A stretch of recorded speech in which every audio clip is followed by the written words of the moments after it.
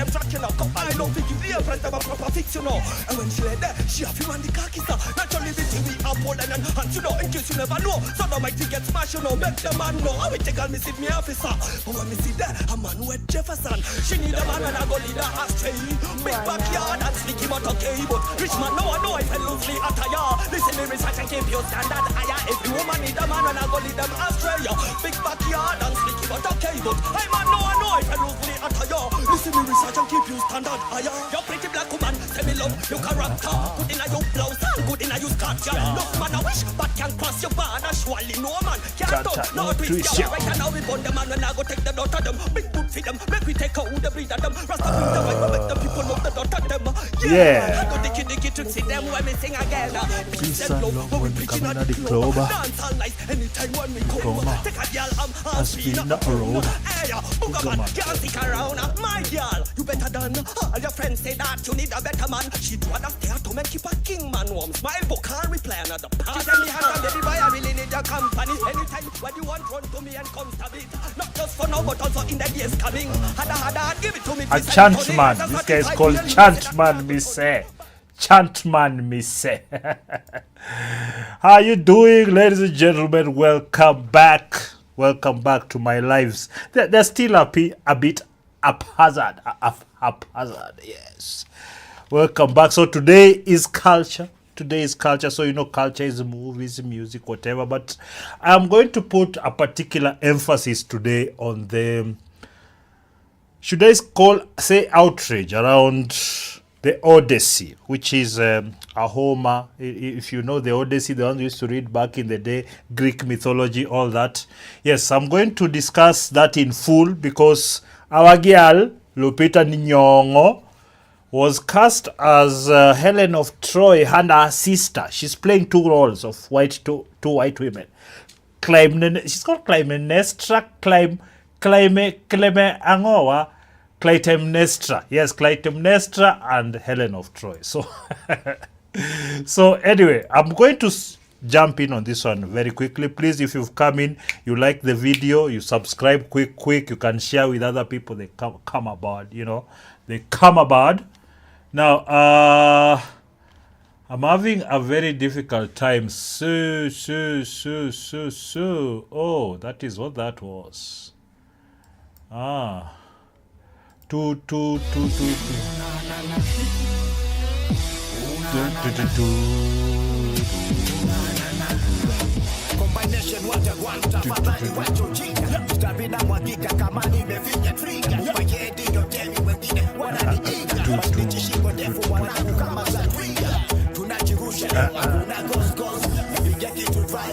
Gozi kwa ngozi teleza kianakonda.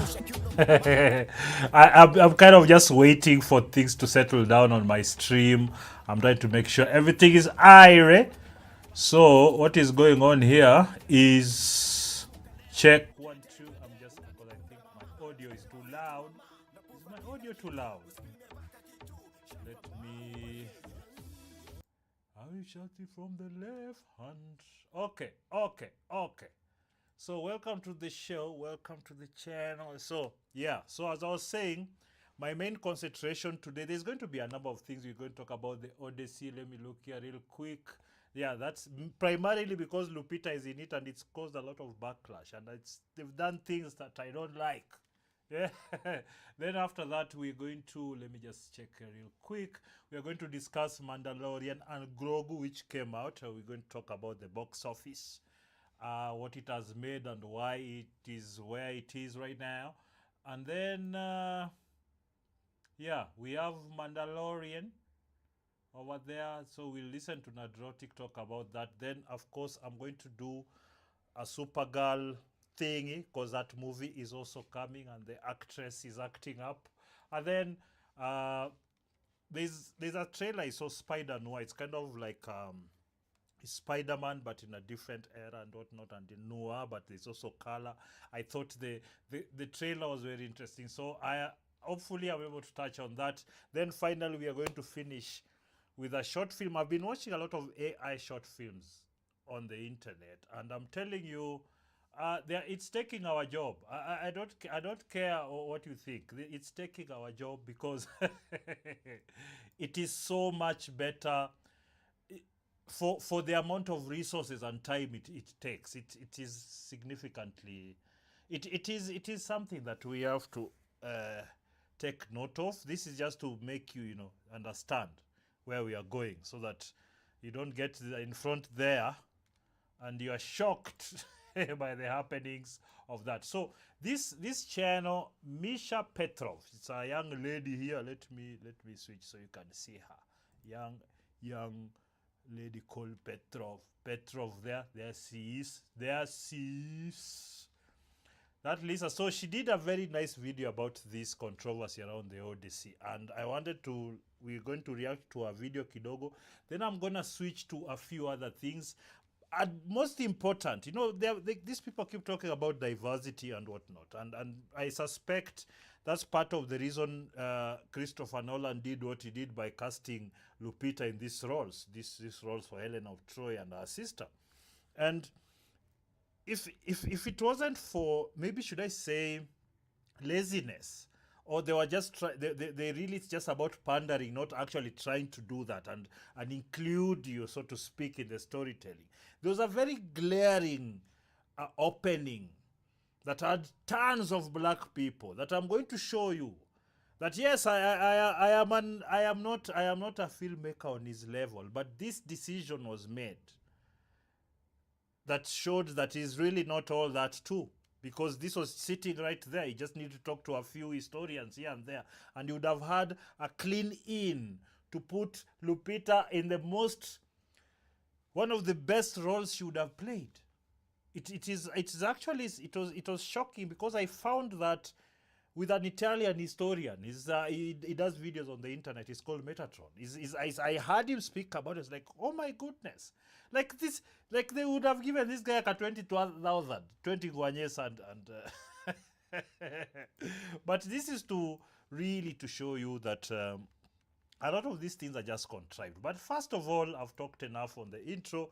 Let's jump in and listen to Petrov over here. Movie feels disconnected from the source material. More and more people are saying that the new Odyssey movie feels disconnected from the source material, and of course are being accused of bigotry, of racism, instead of anybody actually engaging with the criticism. So I thought we would take a look at the lovely ladies from The View and hear what they have to say. Conservatives are freaking out over Christopher Nolan's casting choices for the upcoming epic, The Odyssey. I need you guys to, first of all, be very careful about the wording. Conservatives are getting worked up. It's already set for you, because they understand, for example, the people watch. This is The View, Akina Whoopi Goldberg.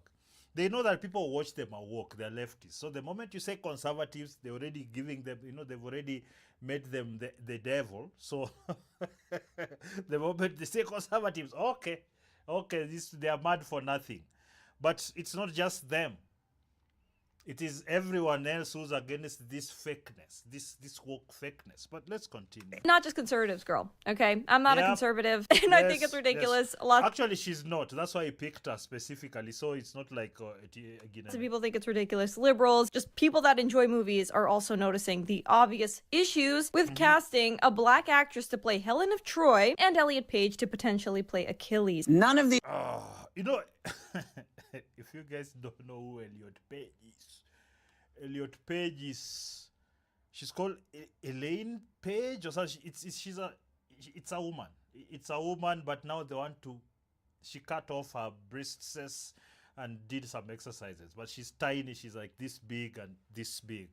But they want her to play Achilles. Oh my God! Imagine comparing Achilles as Brad Pitt in Achilles in Troy. Okay. These choices are actually, we don't know who's been cast. It's not final. No.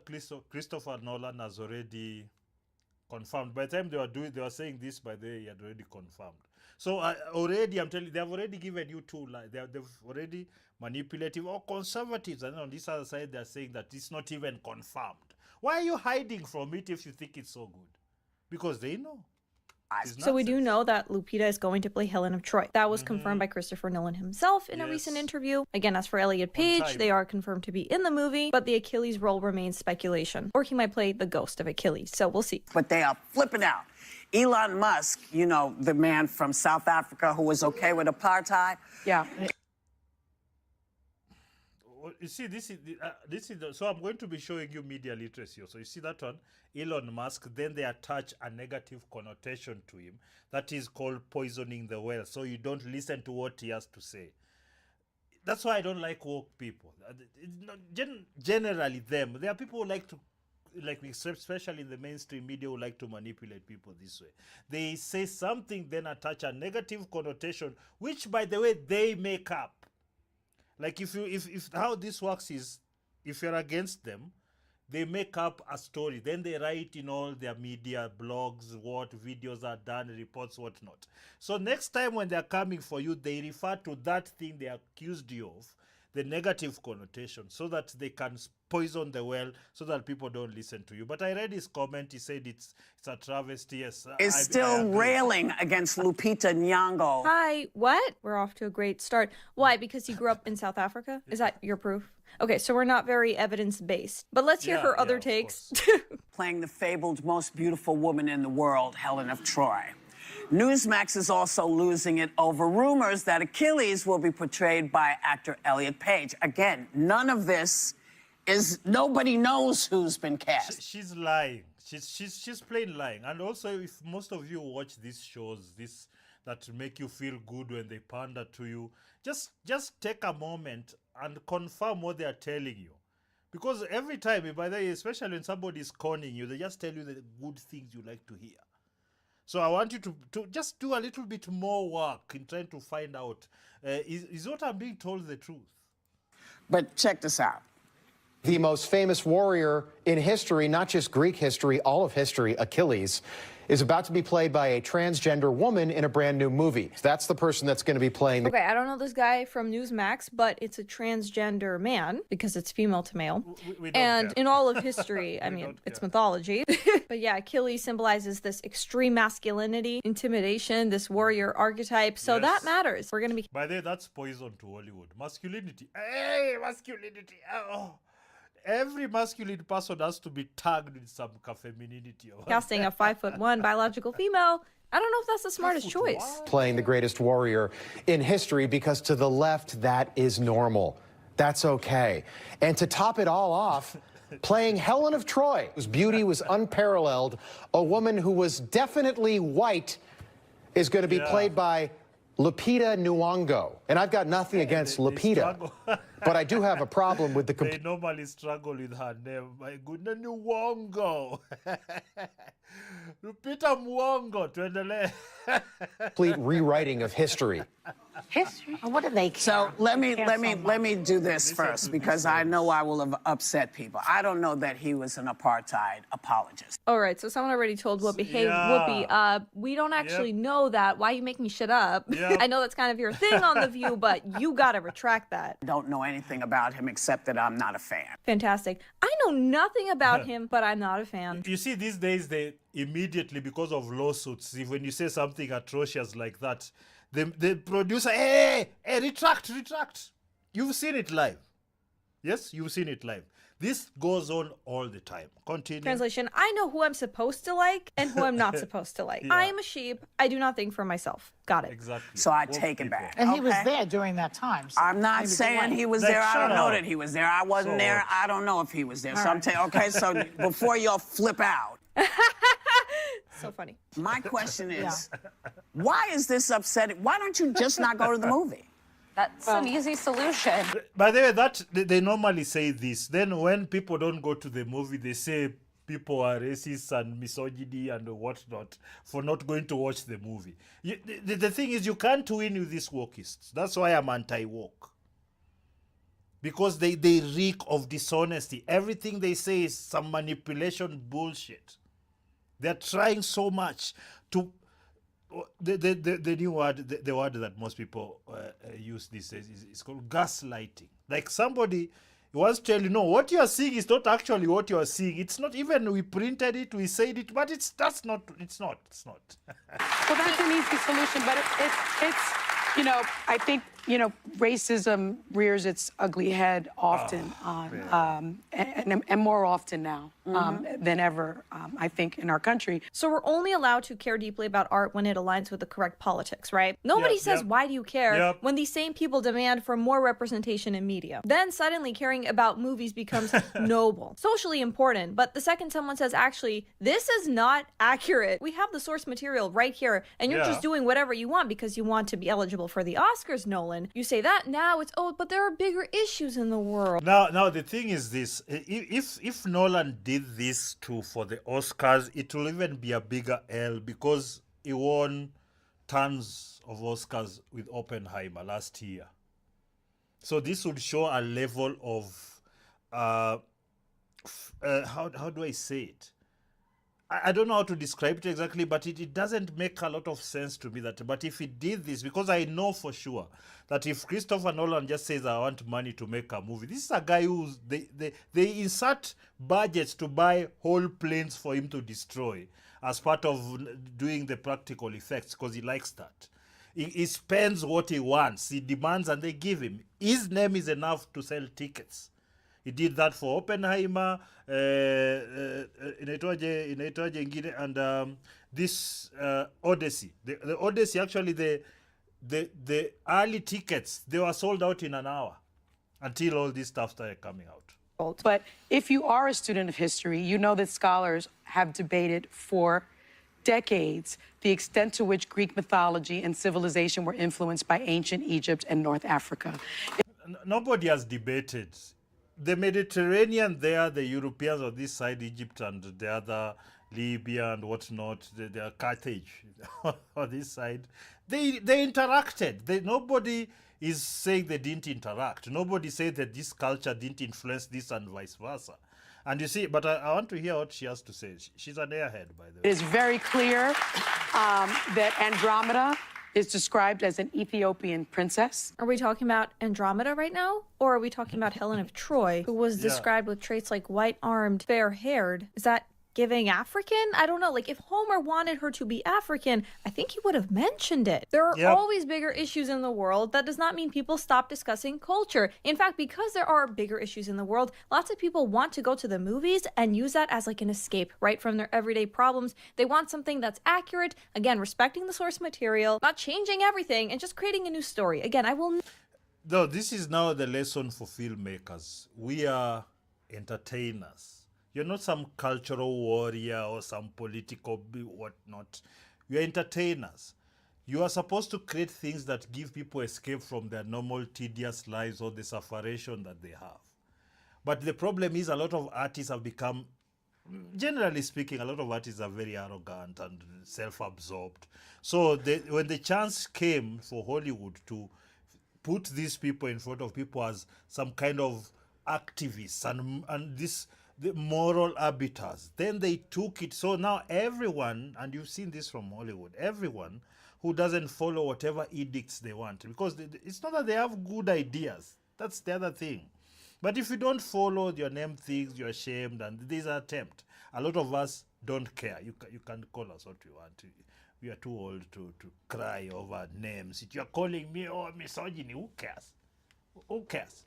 Misogyny, mama yako, I don't care. Never understand this. The only explanation I can really think of is Hollywood is lazy. Because if you want these black actors, these trans actors, whatever, create something original. Give us a new story. I'll go see it. I would support that because I want new stories. Otherwise... The reason why they can't write new stories is because they can't write new stories. They don't have the creativity among the people they've hired. They hire people based on everything other than their ability to do the job. Are you gay? Are you black? Are you fat? Are you disabled? Are you a mixture of all those things? They're using everything else other than competence to hire these people. So they can't write original stories. And it's actually quite shocking that they fell this far down, especially looking at some of them who are like maestros. They literally, some of them are the reason I even bother about film. I even started doing film at all. because they were so great. They would do a story like, "Aye, how did they do that one?" You see an effect, you see some animation, like, "Aye, how?" And that want to do something like that, you know, is what drives us. But then you get there, and then you meet that they really perjured themselves. They dismissed their artistry, their abilities, just to pander to this small group of people that has been given disproportionate power in culture and politics, sports. You see the Olympics, they're putting for you a guy over there, I'm a guy. Then just knock a woman out and they're like, "Oh, woman." Like they're trying to make us lie perpetually. What kind of social engineering is that, I ask? You want to go super progressive, have this diversity checklist that you have to, check off every single box. Fine. Every The single character diversity. can be trans. You can have every single character be disabled. They Yeah. can go into battle in wheelchairs. In fact, don't make them go to battle. Make them go to a pride parade. Create an original story. Leave the Odyssey alone. We have Othello, like her. the Moor. The Greeks, this idea was also explored in a book called Black Athena. I think people should read it, which argues Come on. These people are such airheads. the classical She's Greek reading. culture is Look. heavily indebted to Afro-Asiatic and Near Eastern roots. Cool, but this is not an adaptation of Black Athena. This is an adaptation of the Odyssey. So they can just go read that, actually. I actually taught... This is the thing. That the story is it's there already. It was Homer's story. It's there. There have been a few people translating here and there. There could be minuscule differences, but you see, there's another different one which is coming up, which Christopher Nolan picked a version, an interpretation, not a translation, by a feminist to anchor this story on. Like, I don't understand this guy. Like, he doesn't need to pander this, or he needs to, or they have files on him. You know, when you see mythology. somebody who doesn't need to do something. It's either they are ideologically possessed or they have something over him. It's that to simple. eighth graders. And so I covered this. Oh, girl, you're right. Oh, okay. Helen of Troy was black then. Case closed. Because you teach 8th graders. So people that are saying that Helen of Troy could not possibly be played by a black woman don't know history. But what does it matter? What kind of nonsense? Look at this nonsensical face. Like, why do people just say stupid things like this and it's just nobody ever questions them? And this is mainstream media. This is mainstream.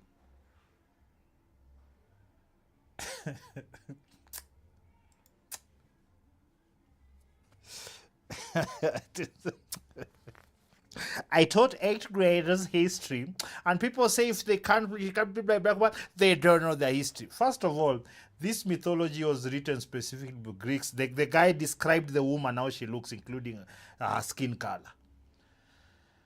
The problem we have right now is there are a lot of quirks in the media and in many places that are only there probably because they're a woman or they're black or they're gay or they're what or they're what. So a lot of them have to make up history now. And I've seen a lot of people like to think that they watch some of this woke stuff, some documentary.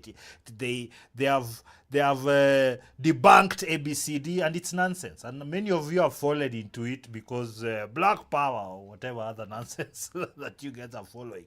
But look at this person saying that the Helen of Troy can be played by a black woman and it's fine.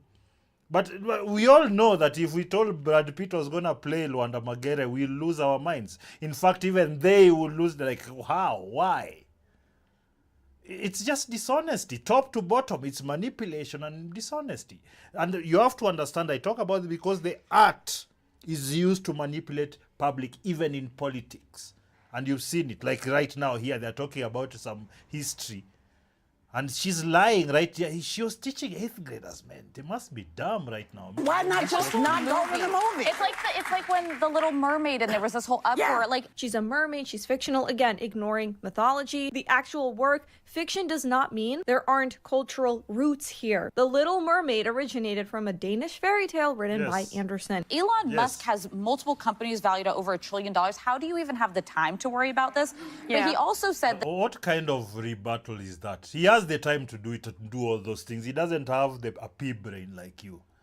Yeah, so that's why he can. that Christopher Nolan, one of the finest directors of our time, I would argue, just wants the awards.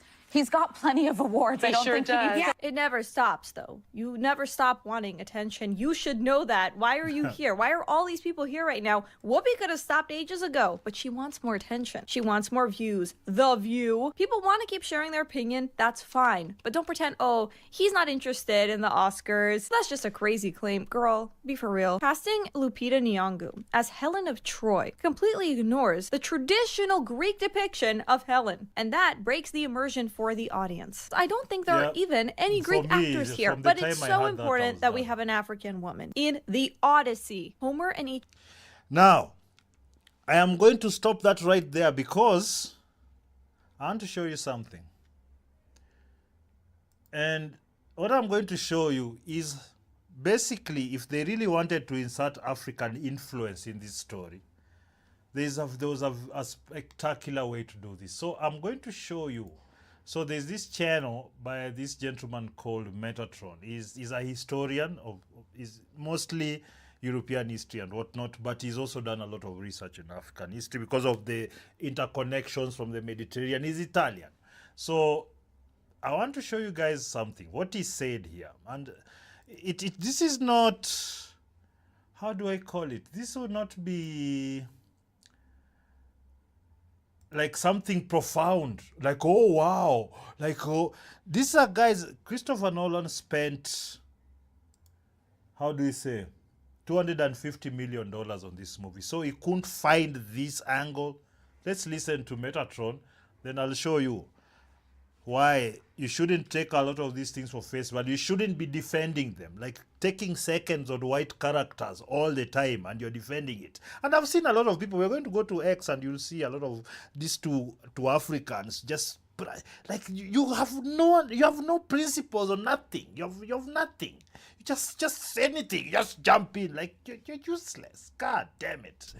I honestly don't believe it's just the DI checkbox, and here is why. Because if it was just about the DI checkbox, okay, what they could do is set the movie in the Kingdom of Kush. Done. Pretty much everybody. Kush. Everybody's gonna be black, right? Kingdom of Kush.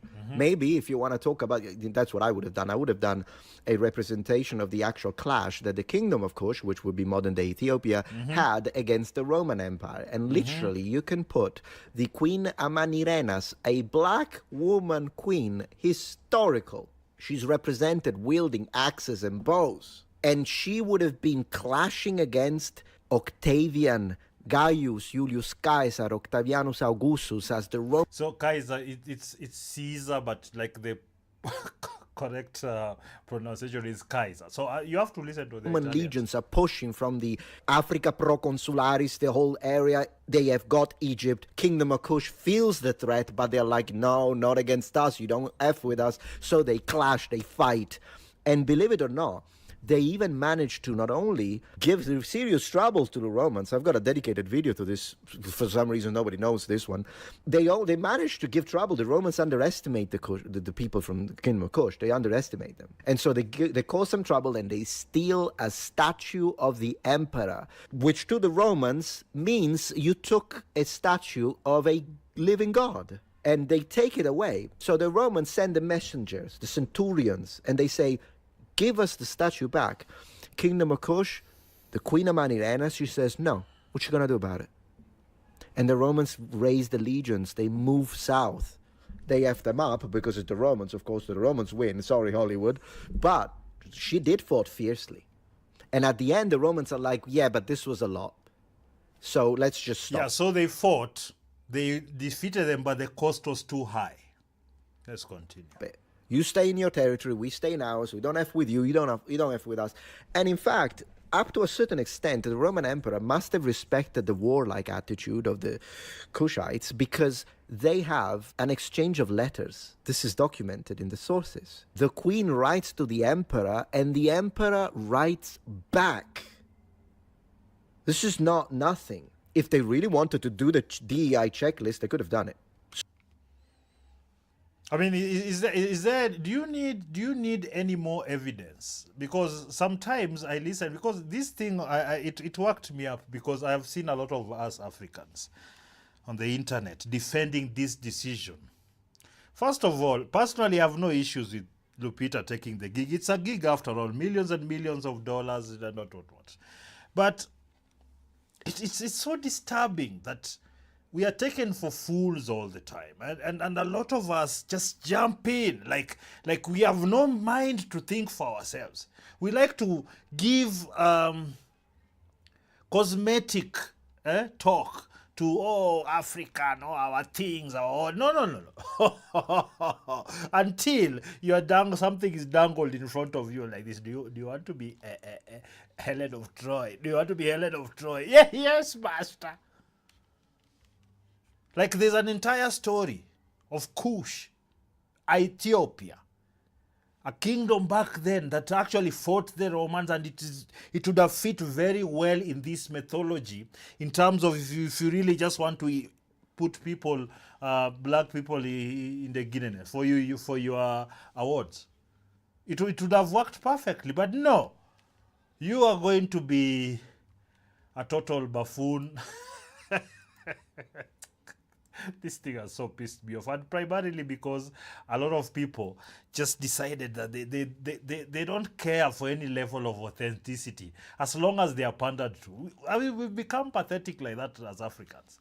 As long as somebody panders to us a bit, Africa, then you jump in like a fool every time. Anyway, let's hear what Critical Drink has to say about this, then we'll jump on to the next topic. All right. Long journey to get home to his family. Okay, sorry. That one jumped ahead. If there's one genre I'd love to see make a serious comeback, it's the historical epic. Swords and sandals, gods and monsters, battles and adventures. These guys tried this thing Kitabo, man. You see that stop motion, like this stuff over here, like epic. Swords and sandals, gods and monsters. This stop motion, battles and adventures, legendary warriors and terrifying villains. I mean, Hollywood's flirted with the idea from time to time over the past couple of decades, some more successful than others. Yes. Don't worry though, 300, you'll always have a special place in... Oh, this thing is legend. It was just done for... Even you see the way they even did 300. Yeah, it's about the Spartans and their thing with the how do you call it, the Arabs. Their fights. And they kept it authentic to each side. And it was great. They made some adjustments, in the story just for cinematic reasons. But the action scenes, the muscular men, it hit home. It was a very cheap movie that made hundreds of millions of dollars. Because the story and the characters carried it. My heart. But no, Christopher. This is Sparta! But it seems like this year, things might finally be changing. Christopher Nolan has turned his gigantic quantum space brain away from discovering the secrets of the universe and assembled one of the biggest all-star casts in modern Hollywood for The Odyssey, a retelling of Homer's epic saga about the Greek king Odysseus and his decade-long journey to get home to his family after fighting in the Trojan Wars for another 10 years before that. Meanwhile, his wife has to keep the home fires burning and contend with the unwanted advances of men who want the crown. It's actually kind of hilarious when you look at all this on a map, because the journey from Troy to Ithaca is only like 500 miles by sea, and it should have taken him a couple of weeks. But man, the gods just had it in for that fucking guy. Honey, I'm home. Yeah, that's it was mainly about that. It's how the gods were interfering with his journey. So in the mythologies like that, you should read it. It's actually quite interesting. Look who the fates dragged in. Anyway, stories don't get much more epic than the Odyssey. It truly is one of the great adventures in human history, blending together mythology, religion, monsters, and the unbreakable determination of the human spirit. And bringing it to life on screen is a challenge that will strain the very limits of modern filmmaking. But now that I've seen the trailer and I've considered the artistic vision behind this movie, I have to say my reaction was... Meh. I don't know what it is, man. There's just something about this movie that doesn't quite stir anything in me, which is pretty surprising because in theory at least it's got all the ingredients for success. The kind of source material that's practically tailor-made for epic Hollywood filmmaking. The kind of all-star cast that only comes together once a... You guys, if you hear the reason Travis Scott is here, if you hear why, that's why I know he's full of shit. The reason he gave to having Travis Scott is that because the stories were passed on orally, despite the fact that this one is actually as it's written, because a lot of stories are passed orally, so it has similarity to rap.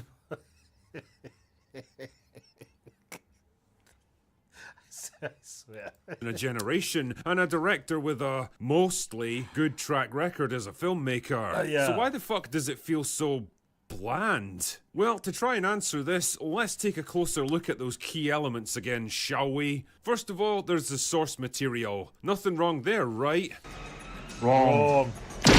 Well, the problem is that the Odyssey was originally written in ancient Greek, obviously, meaning that it has to be translated into English for it to be legible. And what kind of story you ultimately get very much depends on which translated version you read.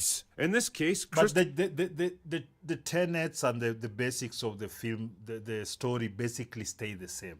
That's what I was talking about. There might be differences in translation that lead to some different thinking, but it's not so all-encompassing that it affects the actual story and the characters that were put there, the gods and the whatnot. It doesn't do that. For Nolan has publicly stated that he's a big fan of the 2017 adaptation of the Odyssey, which was translated from Greek by British writer Emily Wilson. Why exactly does that matter? Well, because Emily Wilson just so happens to be a hardcore progressive feminist who Man, if feminists didn't plagiarize what men did, what would they have?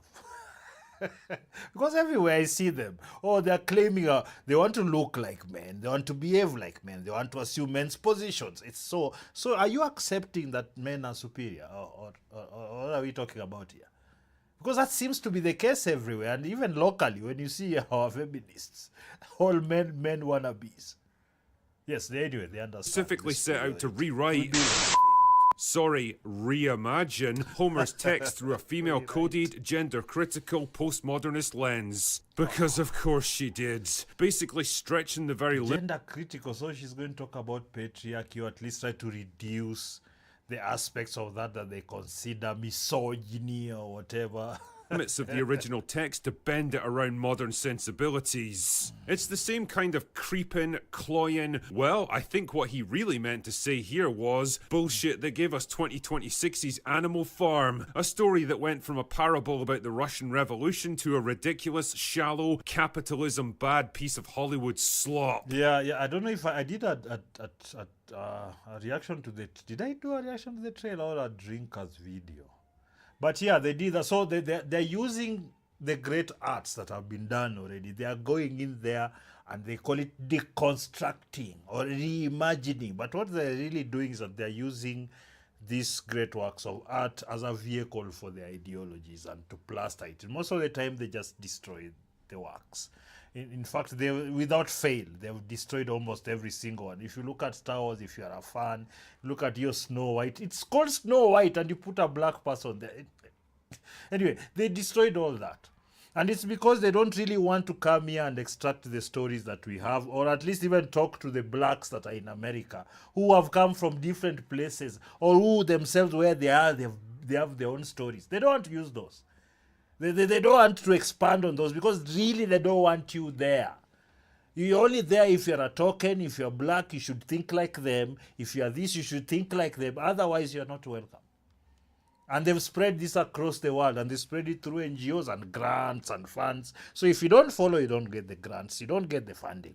If you don't regurgitate this nonsense, diversity, equity, Africa, if you don't regurgitate that nonsense, and normally when you're regurgitating it, you also have to say white people bad, because If you don't say white people bad, then that's not full. It has to be, you have to call white people That bad. is the version we're likely to get here. While at the same time plagiarizing only white people's works. I mean, it's us backwards. All its gender identity navel gazing, and if that doesn't raise a few red flags, then let's take a closer look at that all-star cast, shall we? Now, Matt Damon and Anne Hathaway are solid enough as the two leads, at least. I mean, if I was to be super critical, I'd say that Hathaway hasn't done anything particularly significant since... Yeah, and I think her plastic surgery, she looks very weird these days with the plastic surgery. Well, the last time she was in a Christopher Nolan movie, and she was arguably the worst thing about Interstellar, but that's a conversation for another day. I can't say I'm ever particularly excited by an Anne Hathaway project, but holy shit, is she making a comeback this year. In 2026 alone, she's in 5 separate movie projects, one of which is playing in the cinemas right now.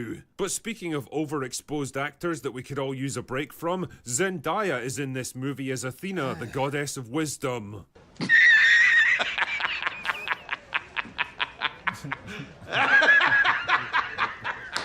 Holy fuck, man. This girl's become the female equivalent of Pedro Pascal. She is... You know, there's something about...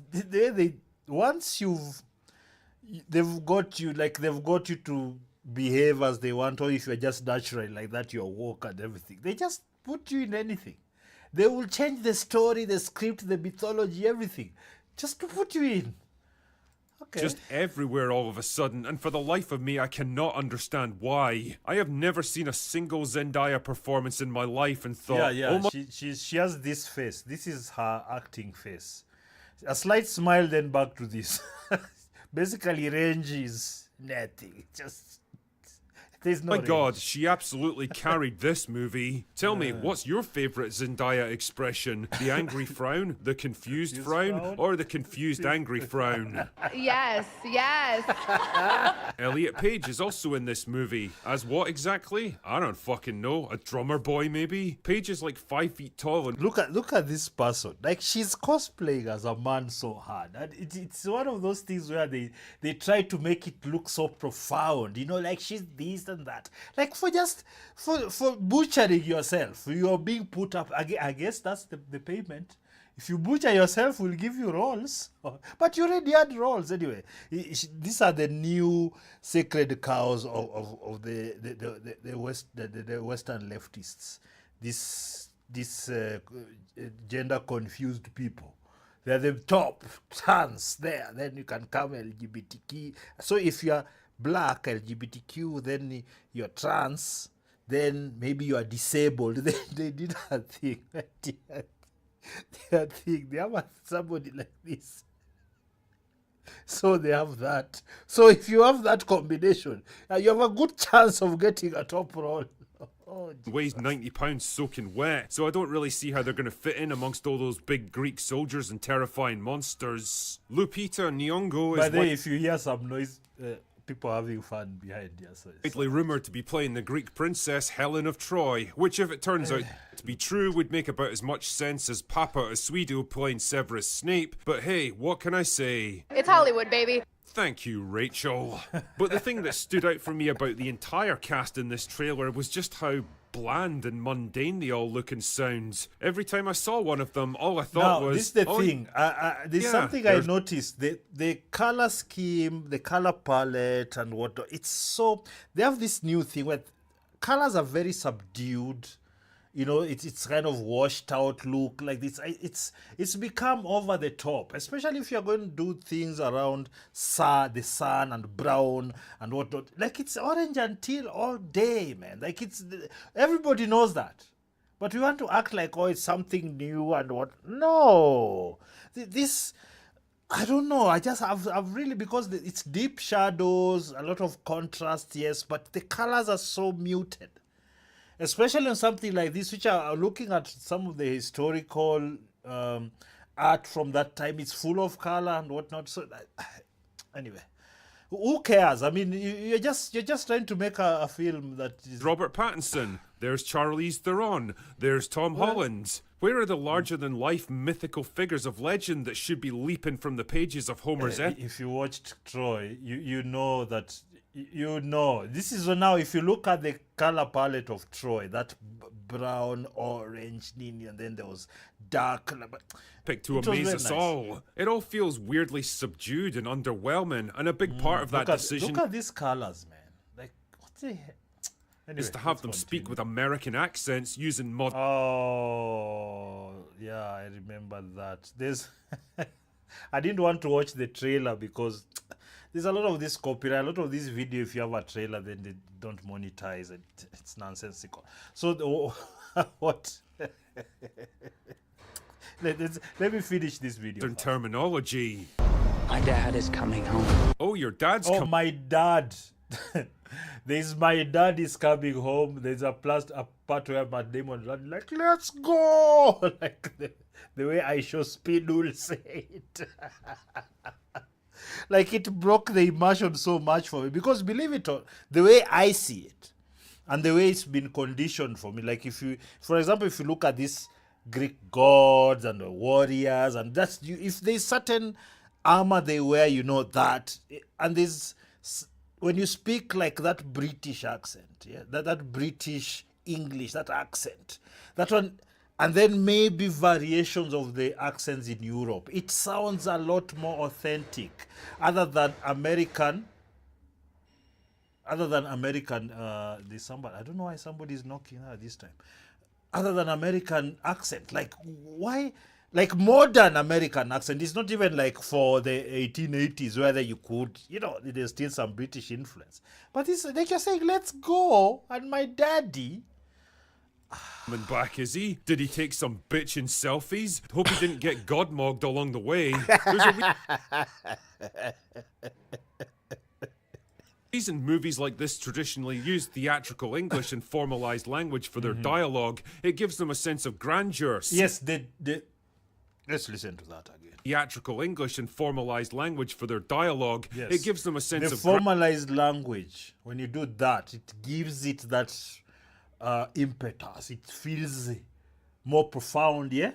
Yeah, we all know seriousness and dramatic weight that naturally lend itself to the epic story they're trying to tell. Having your actors talk like they just walked in off the street in downtown LA just feels weirdly lazy and immersion breaking. And before anyone chimes in with little pearls of wisdom like, Drinker, you know as well as I do they would have spoken Greek in a story like this, so why does it even matter what accents they use? Well, hypothetical straw man, we all know the language they would have spoken, but we also know that having your entire cast learn a whole new language just so the audience can sit through 3 hours of subtitles is neither practical nor logical. That's what yeah, so this is the thing when you have that kind of, but what works best?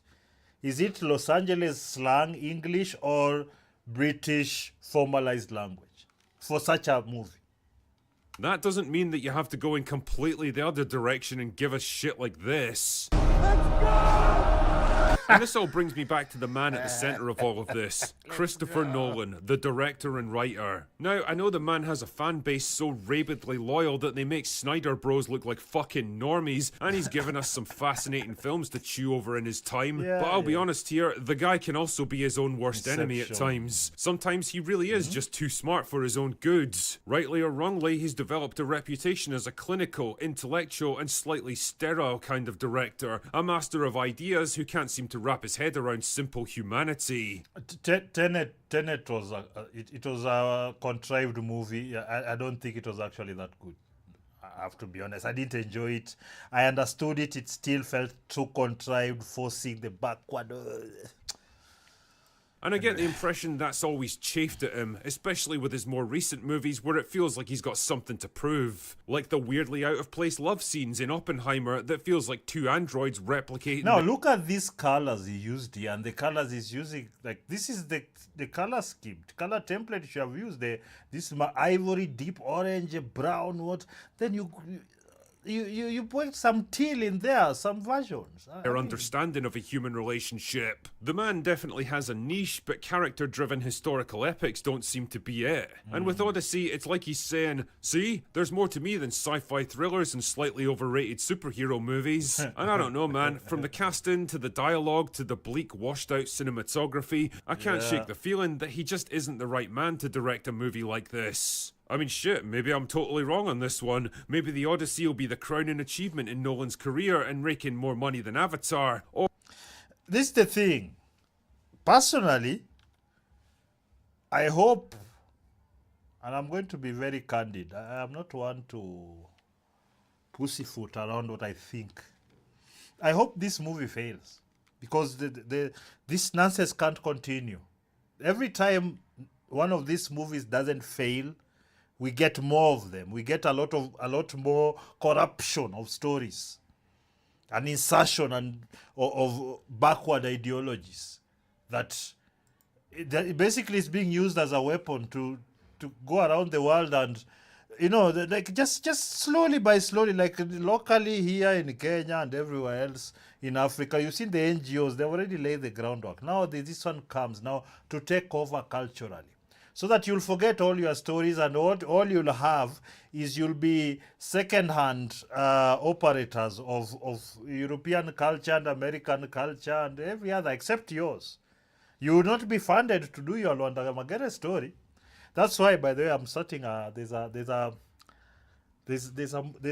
thing starting that it's going to be an oral storytelling with sci-fi. I'm trying to make a lot of the African mythology and legends into sci-fi. So look out for that. It'll be long stories, 45 minutes, just, space, and imagine space Luanda Magere, my friend. Sick. I've already finished the first script for Luanda. Luanda, obviously, the first one because it's the most popular legendary character in our mythologies. Then we'll move to the others. Wait for that. Now, I have had quite a time. So I wanted guys to read a bit of the comments that have been placed here on X. So if you see here, this is the time. This is when he confirmed everything. The time has put him there. His Odyssey. If you're upset at Christopher Nolan for casting a black woman in Odyssey, but were never upset when the Mel Gibson cast a white boy as Jesus, as Arab Jew in the Bible, then you are just another race. You see, racist as, and you see this kind of thinking. You're just racist. First of all, the white boys that are cast as Jesus, a lot of Arabs are very light-skinned. You can sell that, all right? I personally don't care, by the way. If you put a white person, an Arab, I don't care. Because the idea is, because most of us were raised with the white Jesus. So in your mind, it's easier to process. They can look very light-skinned, maybe a bit olive, some brown kwa umbali. They can look like that. But you see, this kind of nonsense is what I don't like, because they're not equivalent. Anyway, if you are not Greek, you have no right to complain about the Odyssey. But you want us to watch and pay, yes? I am sick of seeing racist incels. You see, same old idiots. Just call people racist. So this is a descendant of Greek refugees from Asia and Minor. I can let their story. This is one of those grifters to push their own weird narrative. Stop claiming our culture. Shut up, East-Med badman. You're a pretentious asshole. Go to hell. Lupita addresses racist backlash. You see, everybody's a racist now because, this is how, by the way, most movies have failed that have taken this route. They cast a weird person in a role, then they call people racist and misogynist, then the people don't show up for the movie and it fails. This guy needs to make at least $750-800 million to make some money, because he's spending $250 million, and I know they're going to spend another 50 to 100. So about 300, 350. Let's cut the nonsense. Anyway, I'm just saying, I wonder all the people crying about Odyssey. It's the same nonsense. Why did you... Lupita Nyong'o, while racists argue. You see, everybody's calling people racist. And you see, anyway, Lupita's response to this, she was dancing, I think in South Africa or wherever she was, for the internet. Alikuwa anajaribu kutuonesha some nakedness or whatever, cringe. But she looked nice, but whatever. So the black guy was erected. Christian Nolan is anti-white racist. I believe so. This is usually anti-white stuff. I mean, I'm black and I see it all the time, but you can say what you want. I don't care. It is a fact. So here is Says Lupita was his first choice. These guys, they had decided a long time. So I'm showing you what people thought. That was my post for this stream. So enda huko unifuate huko Albert Onyakurundi over there. I didn't know why Lupita was responded. So Lupita, they responded. What. So this is the person we've just watched his nini. So it's the same Hollywood actress responded to Backlash. So this is the thing. Lupita, you can do your movie. It's a great gig. You'll make a lot of money. And yeah, the movie is likely to fail. I hope it fails. Because just to cut this, I'm not one of those people who's just going to be in and out. When people do this, like the Captain America one that they changed to a black person, the Falcon, they turned the Falcon into Captain America. I boycotted it and it failed. Most of us boycotted it because I am not supporting any of this nonsense. I am not supporting any of this wokeness because it is stupidity. But I wanted us to just have a quick laugh, of some videos that have been done about this Odyssey. Just a bit before we go. Let me see first. I've gone too deep in. Yeah, so this was meant to be a 1 hour thing. Then I jumped to the others. But yeah, but as you know, it was mainly Odyssey. So let's see this one. Let's see this one. Let's see. Okay. So this is Alex Asune or whatever. Let's go. There's a simple bow and your people will be spared. Don't call me ma'am. Oh, he's going to finish us. My apologies, miss. Zexus is generous. He only wants your loyalty. Surely even a delicate thing like yourself can understand that. They've used her body and the way she had cut off her breasts by the way and everything. She did. And she I said don't f***ing misgender me. Ma'am, calm down. No need to get emotional.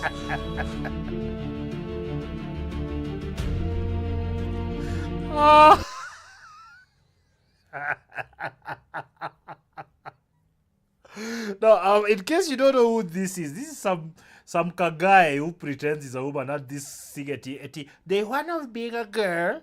It's just some gay guy who is looking for attention. He's now like he pretends to be a woman and he was counting how many days he is as a woman. So this dude was given a big advertisement by Bud Light. That's why if you've had that Bud Light fiasco, this is the person. It is so.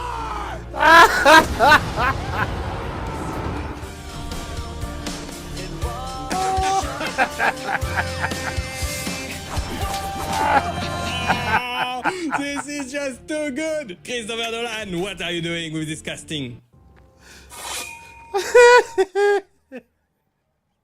Achilles.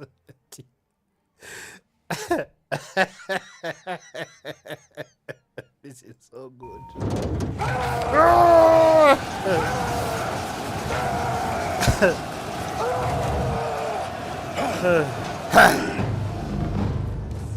Oh, this scene was so good, man. Troy is untouchable. If Christopher Nolan cannot come close to it, but you see, even the colors, they're not depressed, they're not washed out. It looked good and it was acted good and it had characters. And man.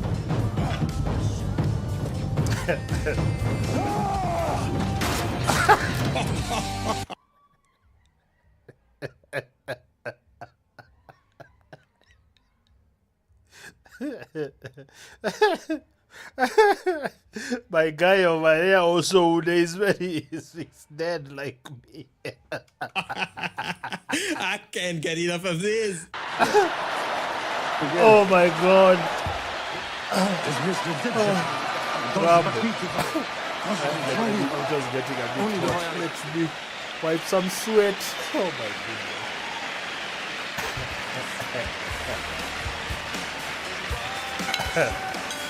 What the hell? Just look how frail she looks and she wanna play Achilles, what?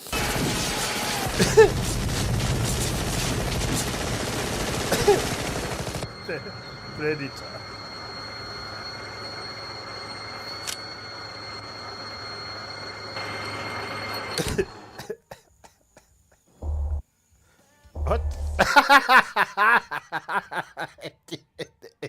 The alien is there, she's scrawny.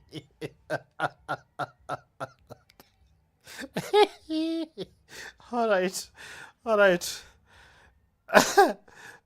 Okay, what is it? Is there something wrong with the volume? Oh, the volume went on the video. I cannot believe this casting. This is completely crazy. What the hell?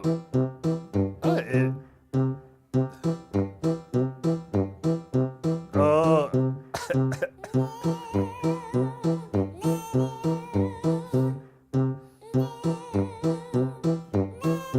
Oh, they make her look so scrawny.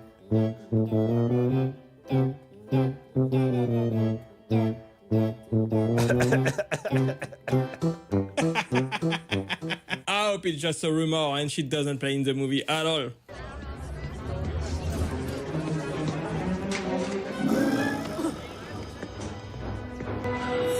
Oh, it's Spider-Man.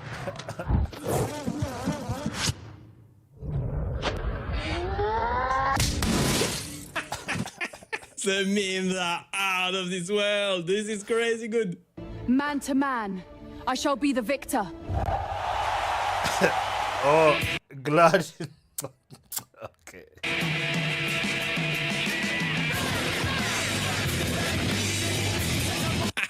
Ellen Page, big masculinity, right? Okay, so there's many of these. Here there's about. I'll leave all these links down below so that you guys can go enjoy and see the ridiculousness that you see here. Anywho, let's jump straight to the Mandalorian and Grogu.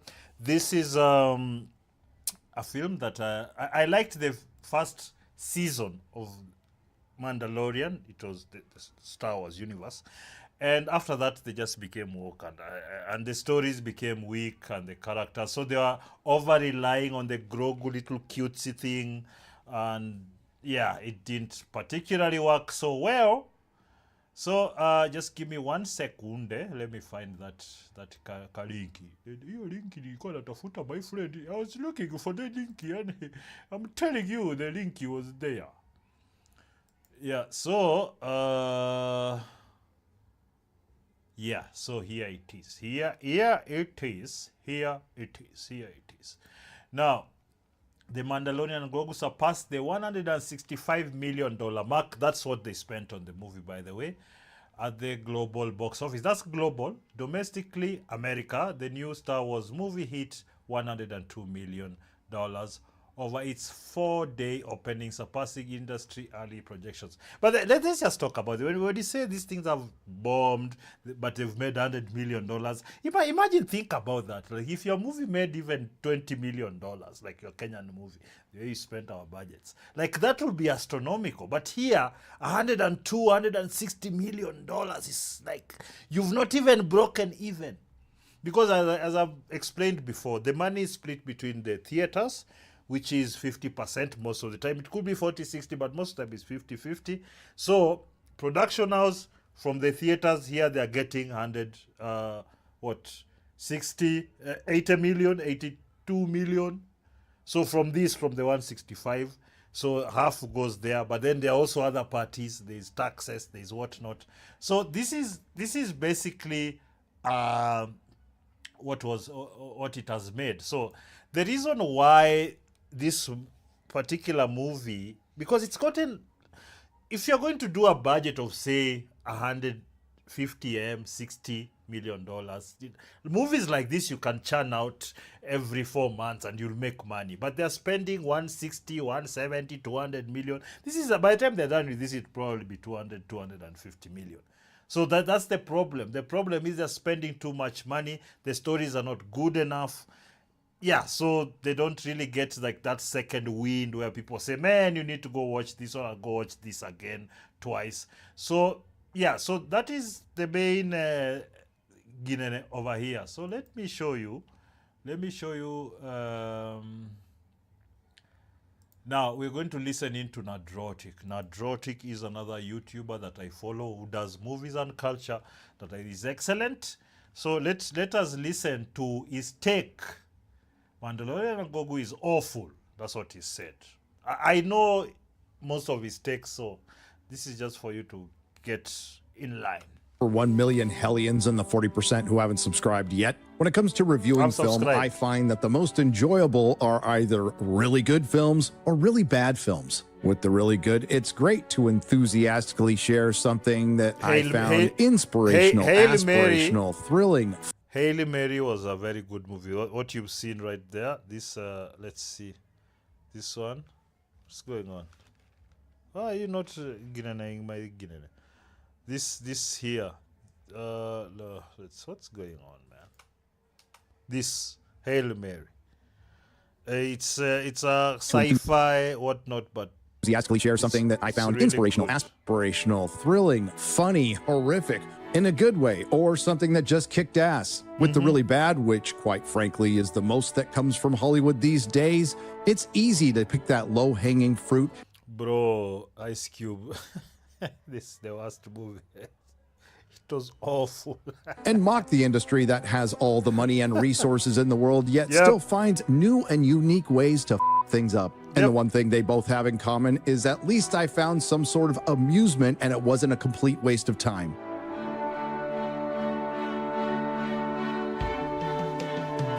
Then there's the worst type of film to review. The boring and pointless movie that only exists to occupy your time as a piece of content. And as you're halfway through, your mind starts to wander and you come to the cold realization that you have just given up precious time that you will never get back. That's exactly what Star Wars, The Mandalorian and Grogu is. The first film from the cinematic intellectual property known as Star Wars at time of recording.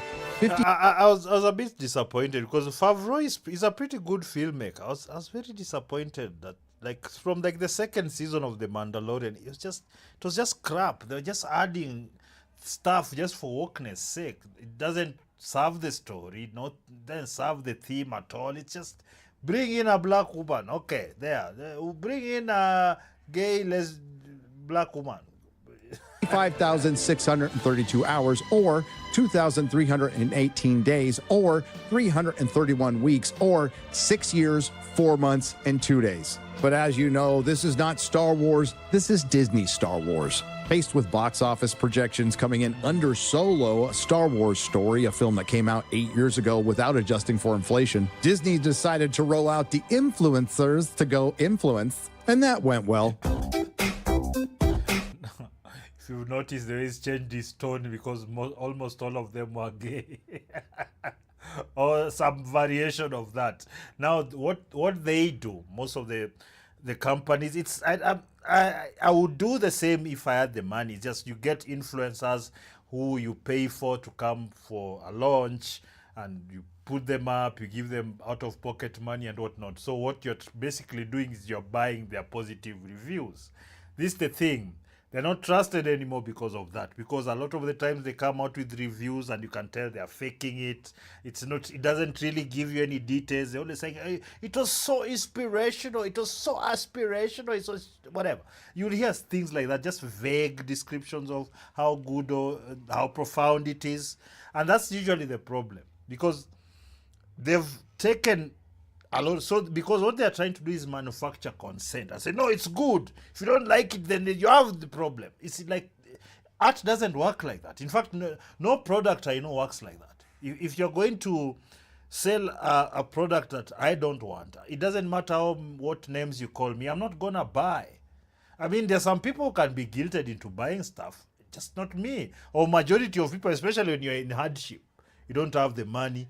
Maybe you have plans for the money, because going to a movie like in Kenya, you need like 2K, just loosely 2-3K. 2-3K is not, it's not kidogo money. It's like $20. Probably for them it's easier, but even for them it's not just $20. There's extra cost. So they're saying even going to the movies there's like $60-70. So it's too expensive a habit for me to come and just experience nonsense and hear you calling me names because I don't like it. Like, I have no time. I don't expect anyone to watch my things if I'm being disrespectful to them or if I don't entertain them. That's why we try, tunajaribu algorithm. But you see, that's the thing, but that's what they do. They get the influencers, go there, but the influencers don't give people the accurate reviews until people get into the theaters, then they realize, oh, we were duped, then they come out to say it's rubbish, then it dies off. So that first 2 days, whatever money you've made that time, that's it, basically. To get to see like my first little preview of it, I was losing my mind. You'll notice they all look the same. That way. In IMAX, I was blown away. You're not going to want to miss this in IMAX. Listen, I pride myself on my media literacy and my ability to really think deep thoughts about movies. Every time I review movies, I have made movies. When you listen to people like this, I pride myself on being like thinking deep about movies and my depth and deep and depth. These are airheads. They don't know anything. They've been given a script. Oh, it is this way. It is this. But for this one, I don't care what the plot is. Man, why do you all look the same? As long as he's there, okay? I am just here to see my baby thrive. Then, of course, there was this totally authentic picture that Pedro Pascal took with real fans. Oh, wait, no, it was staged for influencers. How embarrassing. But apparently, imagine when something is staged and you have to pretend surprise. Oh, it's Pedro Pascal. Oh, God. I can't. I think I'm too old. I'm too jaded. These things just... They make me cringe so hard because they're so dishonest. You can tell the acting, especially when you see, it's the same thing when you see someone go like in front of a politician they've been talking nonsense about for a while, and this politician has called them for a deal. Then you see they're smiling.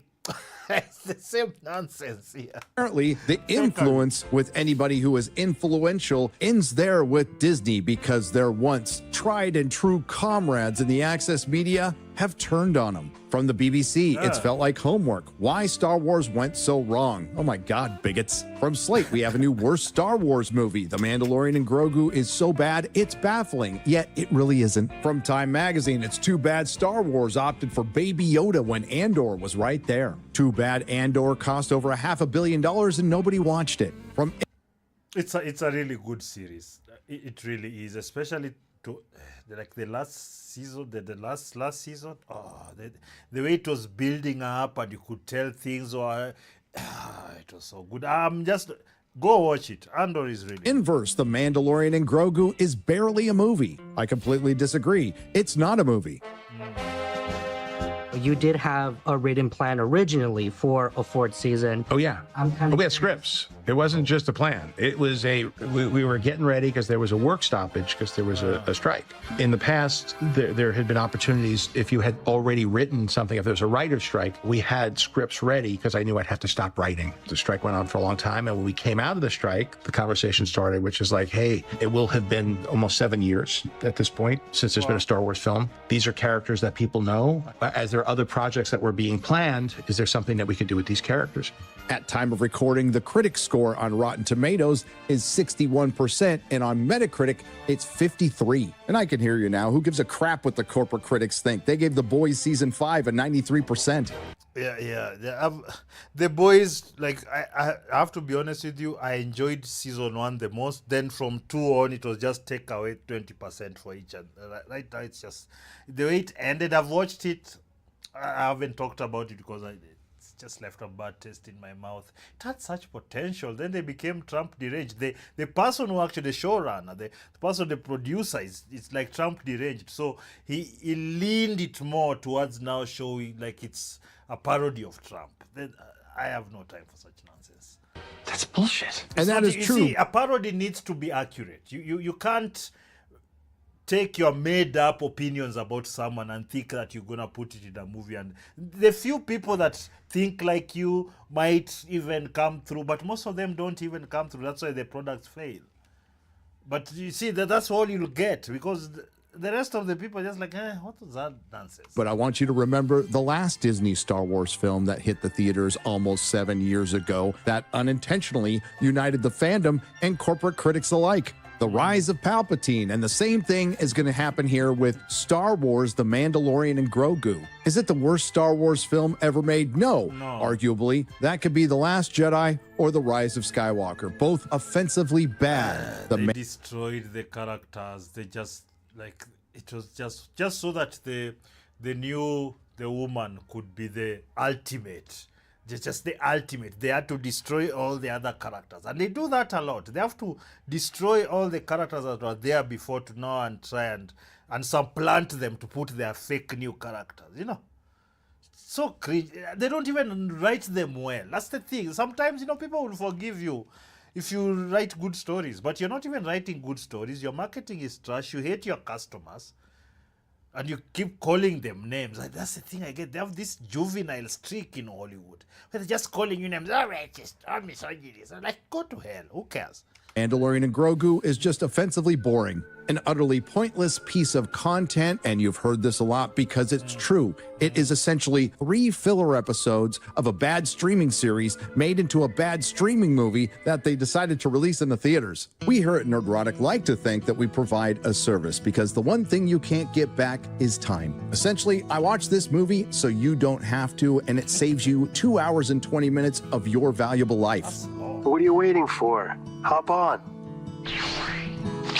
The film opens up with a scene on a planet that's totally not Hoth, with all-terrain armored transports, all-terrain scout transports, and snowtroopers. Remember The Empire Strikes Back? Remember Alex? Remember? Right. Now The Mandalorian is with Zeb from Rebels and little baby Grogu, who's just a little cutesy bootsy. As you may or may not know, that reaction is so fake, man. Jesus. Oh, the Mandalorian. See, when she turns like this, so cute. You're like, no. Is now the official guardian and protector of little baby Grogu. Cute, now, why does he continually take a small child into dangerous situations that will most surely get him killed? That's something I've been wondering since season 1. Serves you right. Anyway, the Mandalorian, with the help of that cute little baby Grogu, slaughter all the snowtroopers and Imperial Warlord and easily take out the all-terrain armored transports, which are now established canonically as some terrain armored transports. An opening scene that was barely worth the description because it has no consequence over the rest of the content other than being the end of episode 1. Mango, Grok, and Zeb go back to the New Republic base where they meet with Kathleen Kennedy, played by Sigourney Weaver. Now, is she there to announce a bunch of projects that will eventually get scrapped? No, she tasks Mango and Grok to find a mysterious warlord known as Coin to find out what the Empire is up to. Now, how can they find out what the Empire is up to when there isn't an Empire? Don't know. No one knows what he looks like, and most believe him to be dead. Yeah, that's a great plan. Just go search for a thing. Like, you have to ground the actions in something that, like, it's not just like there's a mysterious thing that McGavin over there you're going to get so that you can go and get, like, you have to ground it on some solid story, some like, I don't know how to describe this. Like, what is the motivation for that? Other than just some flimsy thing like you need to go and, because they usually set up these tasks, like they're so profound in their heads, but in the end when you think about it, it's like, really? That's why they went and endangered everything to do that. And sometimes it's like they didn't even think through the process of executing that particular thing. And you can see the holes. Instead of doing this, I just have done this. But it requires more thinking, because when you're writing the story, if this process, I'm being general here, if the way you're going to achieve a certain thing is straight, you can just run there. You know, just go straight line to the place. The point of your story is to create believable obstacles so that it is harder to get there.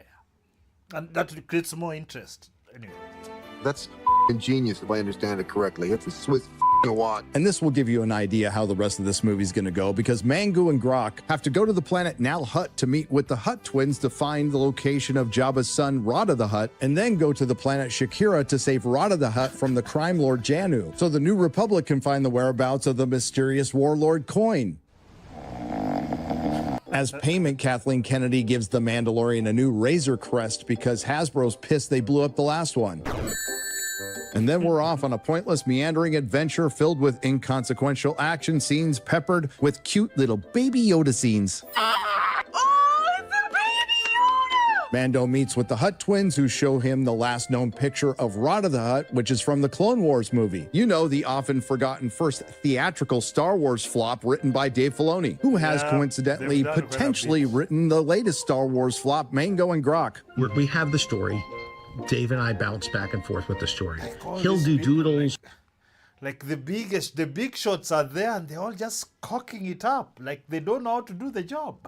Like, or give me notes. Dave's very good at... This is taking way too long, so let's get this over with. So, Mango... He was trying to pack in mafuta, but he didn't know exactly, because I think behind there he was like, how can you write that part? No, remove it. And they have disagreed, obviously. So when you find someone trying to... how do you say? They're trying to make someone look good. They're trying to, give him accolades. Then it doesn't come off naturally, because if you know somebody is just good at something, just say it off like that. Not, yeah. You're looking for Grok and Zeb go to the planet Shakira and find Rada the Hutt roided up to the gills. Maybe Jabba the Hutt. Oh, I mean it. Mango goes to save Rada, who was perfectly happy as a gladiator with only one fight to go, and then he's freed from the crime lord Janu, who treats him well. And then the stuntman, voice acted by Pedro Pascal, talks to an alien voice acted by Martin Scorsese. Whoa, for this price, I'll tell you whatever you want. Who tells him the whereabouts of Janu, and then Mando talks to Janu and offers to buy Rada's contract out, which he declines. Then, in his infinite wisdom, the genius crime lord Janu tells Mando that he plans to kill Rada the Hutt rather than free him. And then Mando goes back to Rada the Hutt and tells him Janu is going to kill him. Rada the Hutt doesn't believe him, and they end up in a battle that's supposed to look like the game board on the Millennium Falcon. Remember Star Wars? And then they escape after the laser gate around the arena is shorted out, which is reminiscent of the laser gate in Obi-Wan. And then there's a pointless chase scene through Space Chicago, where eventually Mango, Grok, and Zeb... That is that lazy writing. Like there's a barrier that somebody can literally jump over or go around, but they... Rada the Hutt. Now, through all this, we learn that Rada the Hutt wants to be, and I quote, his own man. Now, why would a Hutt say, I want to be my own man? Not sure. He's tired of living in his father Jabba's shadow, and he also tells Mango that the Hutt twins don't want to save him, they want to kill him. And that the crime lord Janu is the warlord Coin. You know, the person they've been looking for. What a coincidence! Person, the new... these silly coincidences are just written in. Like, there's no real reason why he should be the person. Like, anyway. Public is looking for information on an empire that's not the empire. So instead of turning Rada in, they decide to go capture Janu and land on a beach that looks like it's just outside a shell cottage in Tinsworth. I wonder where Dobby's grave is. And despite being heavily outnumbered by stormtroopers, they captured Janu, who looks suspiciously like Aleister Crowley, pretty easily. And they go back to the New Republic base, where we get a Dave Filoni cameo as Dave Filoni, and they turn him into Kathleen Kennedy, and that's the end of that episode. I'm gay. In the next episode, Mango, Grok, and Rada go to the planet with the Babu Fricks, and no, I don't give a shit what their species name is. Hey. Oh, the horrible baby. A bad baby. And then the stuntman, voice acted by Pedro Pascal, All those are put there for merchandise. Pascal is captured by the bounty hunter Embo from Dave Filoni's Clone Wars and Rebels, and you wouldn't know this character's name if you watched this film because they never say it. I don't care. So now both Mango and Rada the Hutt are prisoners of the Hutt twins who feel double-crossed, and for the first time in this film, they take off the Mandalorian's helmet, and unfortunately, we get to see Pedro Pascal's face. And then he falls through a trap door just like Return of the Jedi. Remember the Bangkok? Ooh, I remember it. But now I understand why they took off his helmet, so Pedro Pascal can go into battle with a giant white snake. Make of that what you will. But not before the Hutts inexplicably return his helmet that they just stated was one of the most valuable things on the black market, because obviously Pedro Pascal was only scheduled for a couple of days of shooting. And isn't it... but the person who, there was like a stunt double who did most of the filming. This guy made the easiest money. Strange that throughout the series and this film, people continually capture and want to kill the Mandalorian, yet they still let him keep his armor and his helmet. Anyway, Pedro Pascal is bitten by the white snake and then beats the white snake. And then he's saved by Cutie Booty Baby Yoda and the Babu Fricks, who take off without knowing they leave little Cutie Booty Baby Yoda behind, which is a good thing because eventually the Mango succumbs to his wounds. And then there's an excessively long scene with Cutie Booty Tootsie Baby Yoda doing cutie things, taking care of the Mandalorian, building him a hut, randomly running across an alien who gives him an antidote to the poison. And during this scene, like, how does that happen? Somebody just comes randomly, hey, he's sick, oh, ameumwa na ile, akashika. And you can go to the bathroom, drop a deuce, come back, then go to the counter and get some snacks, come back, and then go home and do your taxes and come back, and it'll still be going on.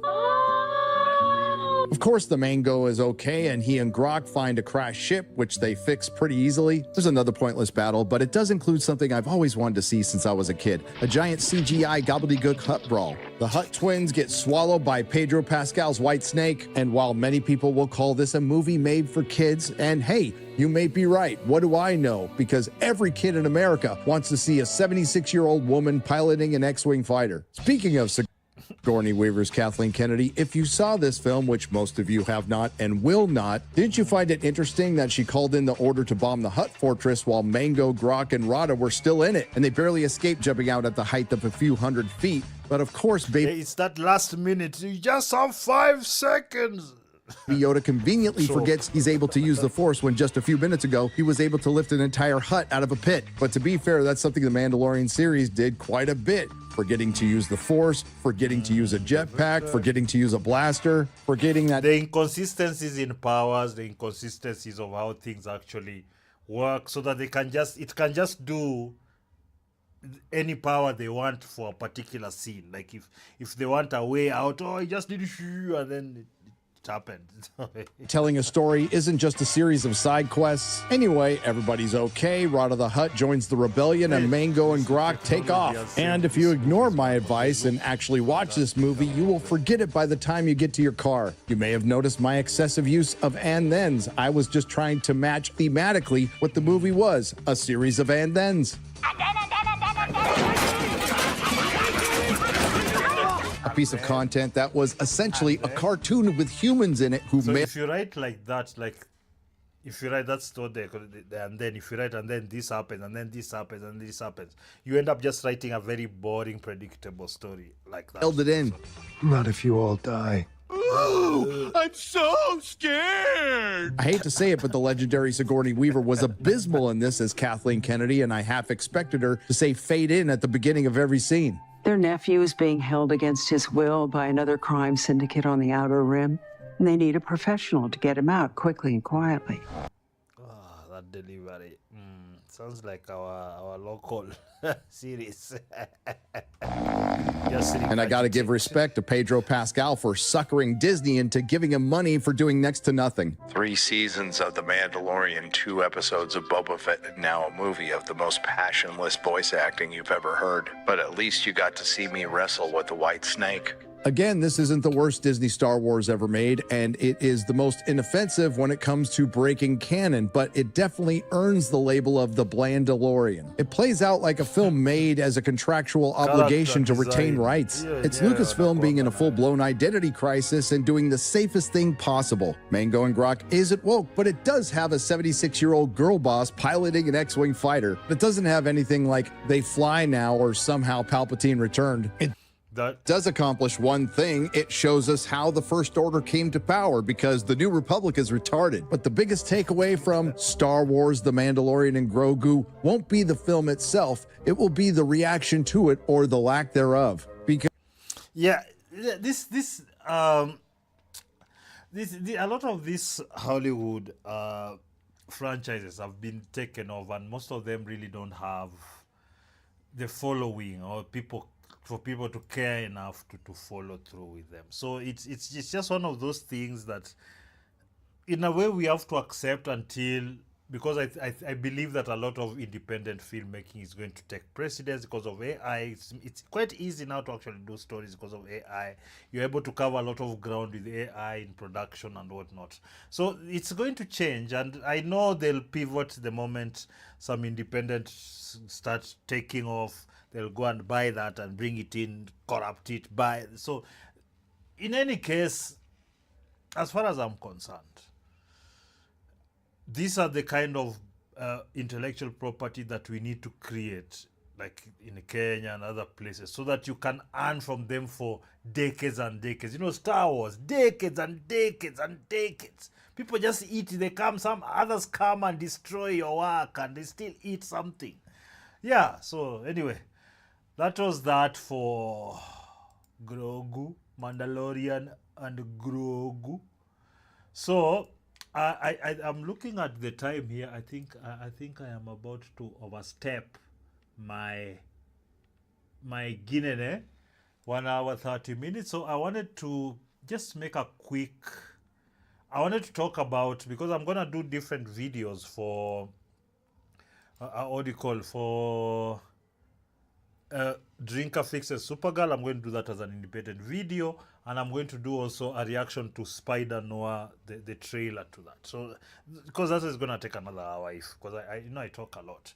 But no, what I'm going to show you, because this was very important, was this AI film called The Death of Icon, DC Comics action short fun film AI. We're just going to watch, and then you're going to tell me what you think. All right? Let's do this thing. Let me find you people first there. Let me show you guys what we are about to see. This is what we are about to see now. All right, let's go. Icon, I've located it. Be careful, Rocket. I'll be there soon. All right.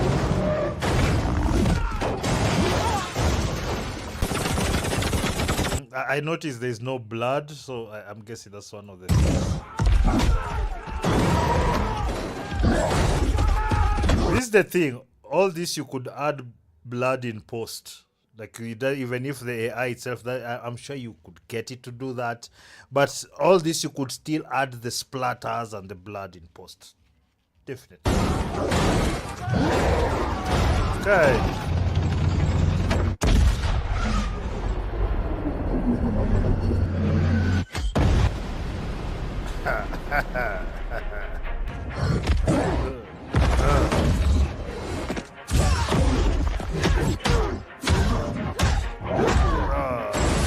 Come on.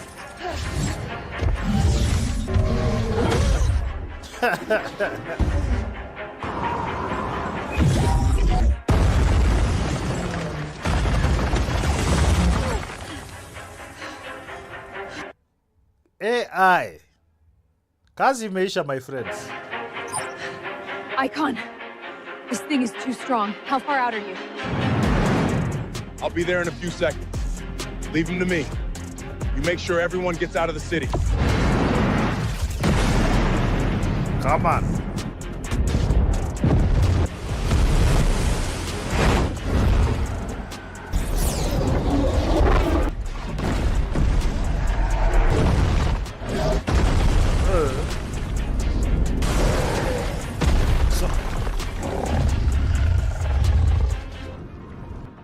So this is like Superman, but you know, sometimes you can't use like for like DC and everybody there and Marvel. They get really anal. Why the hell? All right.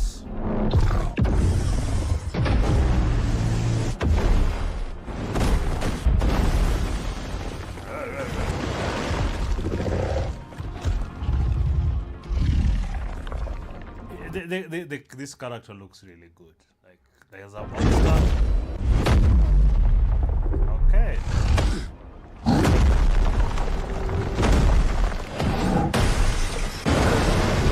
Come on, chapa yeye.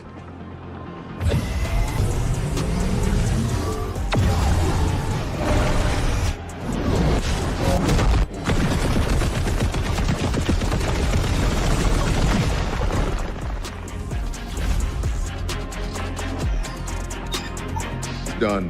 Whatever that thing was, down. Like, how can you distinguish? Is this this is a real actor right here? Costume, everything, if the effects. Kazi Meisha was saying. The city's clear. I'm heading back to you. No rush. Take your time.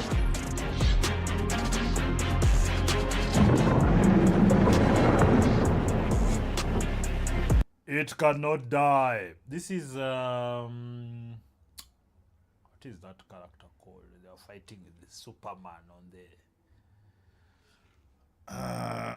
What the?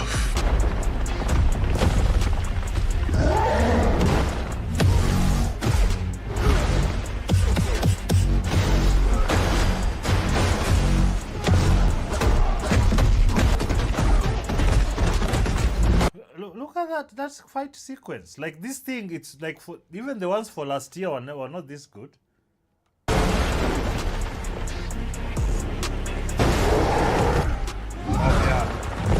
Come here. Come here.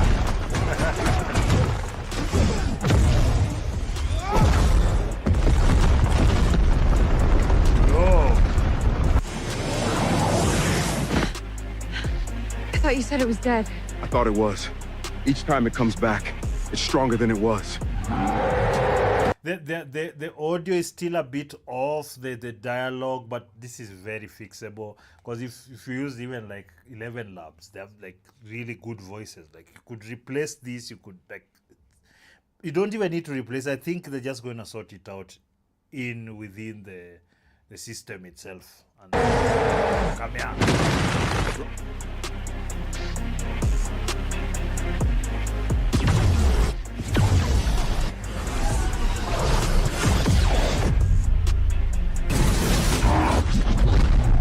Come on.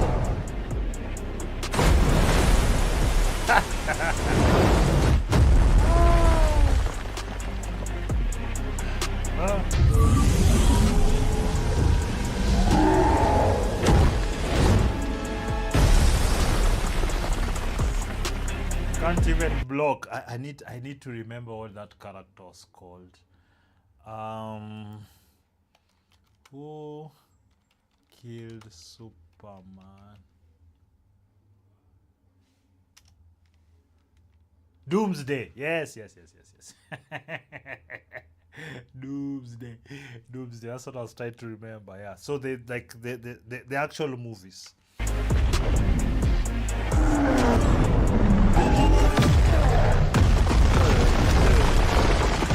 Sequence.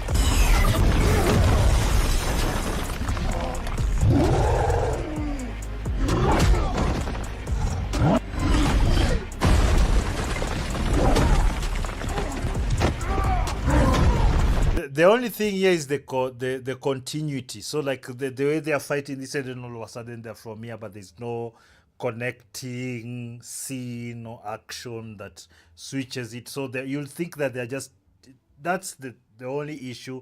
That can also be sorted as far as I can see.